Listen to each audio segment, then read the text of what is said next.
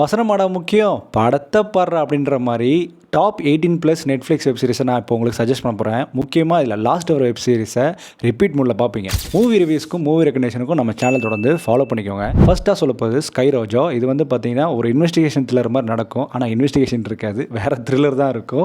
So இதில் மொத்தம் 2 season உட்பட மொத்தம் 24 எபிசோட்ஸ் இருக்குது. அடுத்ததாக வந்து பார்த்தீங்கன்னா செக்ஸ் லைஃப். இது திருமணமான ஒரு பெண்ணை பற்றின கதை. இதில் மொத்தம் 2 சீசன், 2 சீசனில் மொத்தம் 24 எபிசோட்ஸ் இருக்குது. தேர்டு வந்து பார்த்தீங்கன்னா அன்ஸ்பீக்கபிள் சின்ஸ் சொல்லிட்டு இப்போ ரீசெண்டாக நெட்ஃப்ளிக்ஸ் ரிலீஸ் ஆகிருக்கு. இதில் வந்து மொத்தம் ஒரு சீசனில் 18 எபிசோட்ஸ் இருக்குது.